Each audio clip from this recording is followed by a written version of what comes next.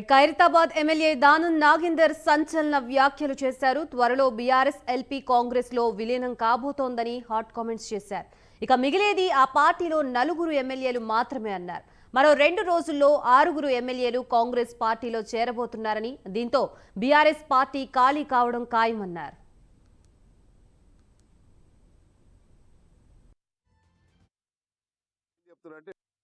చాలా మంది వస్తున్నారు. ఇంకా రేపు నేను అనుకుంటే ఇంకొక 6 మంది రేపు జాయిన్ అవుతున్నారు. రేపు ఎల్లుండో మొత్తానికి మాత్రం ఈ 15 రోజులలో మొత్తం కూడా మెర్జ్ అయిపోయేది గ్యారంటీ. మిగిలేదు ఒక 2-3 మిగులుతారు.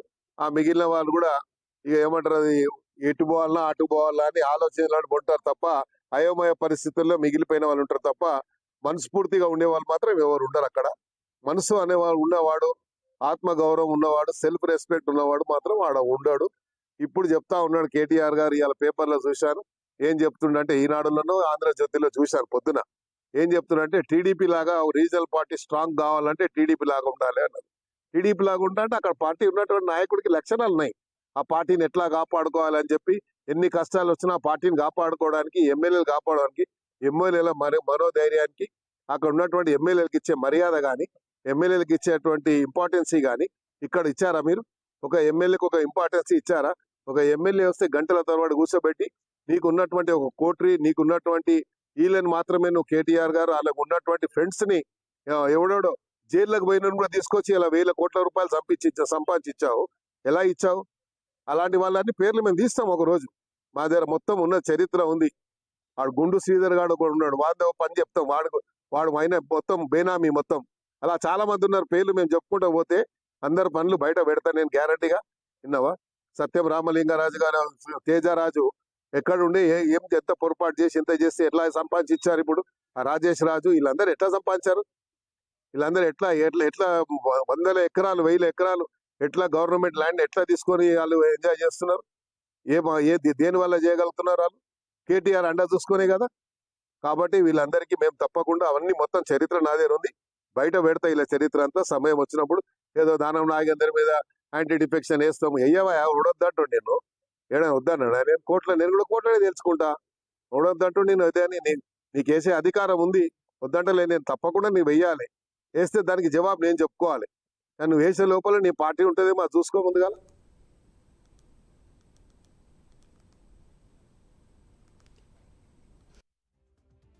దానం నాగేందర్ సంచలన వ్యాఖ్యలు చేశారు. త్వరలో బీఆర్ఎస్ ఎల్పీ కాంగ్రెస్ లో విలీనం కాబోతోందని హాట్ కామెంట్స్ చేశారు. ఇక మిగిలేది ఆ పార్టీలో 4 ఎమ్మెల్యేలు మాత్రమే అన్నారు. మరో 2 రోజుల్లో 6 ఎమ్మెల్యేలు కాంగ్రెస్ పార్టీలో చేరబోతున్నారని, దీంతో బీఆర్ఎస్ పార్టీ ఖాళీ కావడం ఖాయమన్నారు.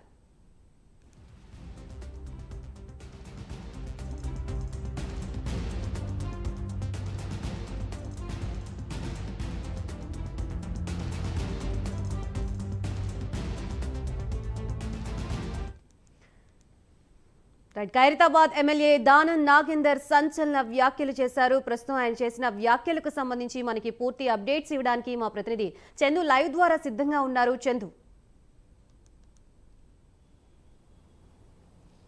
గాయత్రి, ఖైరతాబాద్ ఎమ్మెల్యే మాజీ మంత్రి దానం నాగేందర్ సంచలన కామెంట్స్ అయితే కొద్దిసేపటి క్రితమే చేశారు. బీఆర్ఎస్ పార్టీయే ఉండదు, ఖచ్చితంగా ఎమ్మెల్యేలంతా కూడా కాంగ్రెస్ వైపు వచ్చేస్తున్నారు.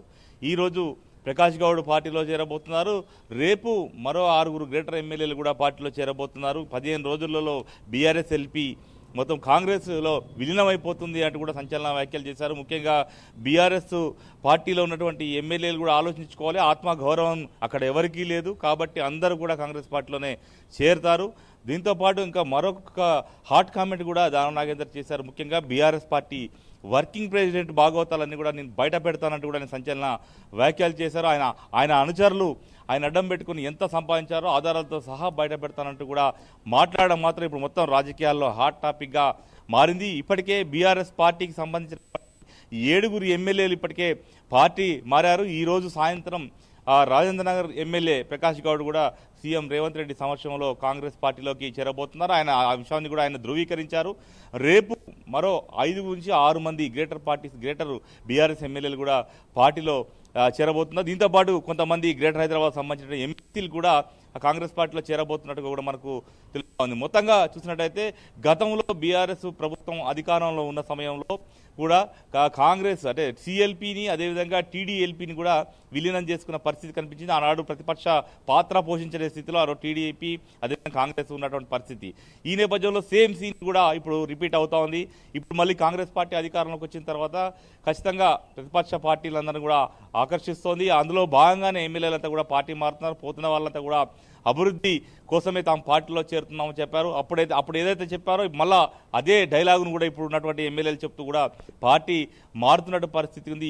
ఈ పరిస్థితుల్లో ముఖ్యంగా బీఆర్ఎస్ అధినేత కేసీఆర్ వలసలను కట్టడి చేయాలని ఎంత ప్రయత్నం చేసినప్పటికీ కూడా ఎమ్మెల్యేలు అయితే చేజారి పోతున్న పరిస్థితి కనిపిస్తూ ఉంది. ముఖ్యంగా చూసినట్టయితే పార్టీలో నలుగురు మాత్రమే మిగులుతారంటూ కూడా దానం నాగేందర్ కామెంట్ చేశారు. ఎవరు కూడా పార్టీలో ఉండరు, అందరూ కూడా కాంగ్రెస్ పార్టీలోకి చేరిపోతారు. గతంలో కనీసం ఎమ్మెల్యేలకు అపాయింట్మెంట్ కూడా ఇవ్వలేనటువంటి పరిస్థితి ఇవ్వలేదు. ఆత్మగౌరవంతో ఇన్నాళ్ళు అందులో ఉండలేకనే కాంగ్రెస్లో చేరామంటూ కూడా చెప్తాను. అవసరమైతే అనర్హత పిటిషన్పై ఇప్పటికే బీఆర్ఎస్ పార్టీ కోర్టులో కేసు వేసింది. అయినా కూడా దాన్ని ఎదుర్కొంటాను, ఖచ్చితంగా సుప్రీంకోర్టు అయినా ఏ కోర్టు అయినా సరే కోర్టుల ద్వారానే ఎదుర్కొంటానని కూడా దానం నాగేంద్ర అదే ముఖ్యంగా చూసినట్టయితే ఒకవైపు ఇప్పటికే బీఆర్ఎస్ పార్టీ ఫిరాయింపులపై పెద్ద ఎత్తున ఏదైతే ఆరోపణలు అయితే చేస్తూ ఉంది. మరోవైపు ఇప్పటికే స్పీకర్ను కలిశారు, అదేవిధంగా కోర్టును ఆశ్రయించారు. అవసరమైతే సుప్రీం కూడా వెళ్తామని కూడా కేటీఆర్ చెప్పిన పరిస్థితుల్లో ఆ వ్యాఖ్యలపైన కూడా దానం నాగేందర్ స్పందించారు. ఖచ్చితంగా మీరు కోర్టులకు వెళ్ళినా మీ కోర్టు ద్వారా ఎదుర్కొంటాం, అసలు ఈలోపు మీరు కోర్టులో తీర్పు వచ్చే లోపే ఈలోపే అసలు పార్టీ ఉంటుందా అంటూ కూడా ఆయన కామెంట్ చేసిన పరిస్థితి. మొత్తంగా చూసినట్టయితే బీఆర్ఎస్ కాంగ్రెస్ మధ్యలో మాత్రం ఫిరాయింపుల అయితే ప్రస్తుతం కొనసాగుతున్నట్టు మనకు స్పష్టంగా అర్థమవుతోంది. ముఖ్యంగా అసెంబ్లీ సమావేశాలు ఈ నెల నుంచి జరగబోతున్న నేపథ్యంలో ఈ తొందరగా ఈలోపే బీఆర్ఎస్ ఎల్పీని విలీనటువంటి ఆలోచనలో కాంగ్రెస్ పార్టీ ఉన్నట్లుగా మనకు ఈ వలసలను చూస్తే స్పష్టంగా అర్థమవుతోంది. అయితే వలసలను కట్టడి చేయడంలో మాత్రం బీఆర్ఎస్ అధిష్టానం మాత్రం విఫలమైందనేటువంటి టాక్ అయితే ప్రస్తుతం పార్టీలో కనిపిస్తూ ఉంది. ఈ నేపథ్యంలో ఇప్పుడు ఉన్నటువంటి ఎమ్మెల్యేలను కాపాడుకోవడంపైనే ప్రస్తుతం కేసీఆర్ దృష్టి సారించారు. రావు కేటీఆర్ కూడా ఫామ్ హౌస్లో ఈ సమావేశాలు కూడా జరుపుతున్న పరిస్థితి కనిపిస్తుంది. ఇప్పుడు అవసరమైతే జాతీయ స్థాయిలోకి వెళ్ళి ఫిరాయింపులపై ఒక ఉద్యమం చేయాలా అన్నటువంటి ఒక ఆలోచనలో కూడా బీఆర్ఎస్ అధిష్టానం ఉన్నట్టుగా కూడా మనకు స్పష్టమవుతుంది. మరి చూడండి మరికొద్ది రోజుల్లో ఏం జరగబోతుంది, ఈ అసెంబ్లీ సమావేశాలకు ముందే బీఆర్ఎస్ ఎల్పీ కాంగ్రెస్లో విలీనం అవుతుందా అనేది మాత్రం కొద్ది రోజులు మాత్రం వేచి చూడాల్సినటువంటి పరిస్థితి అయితే కనిపిస్తోంది. Gayatri. Right, thank you for the update Chandu.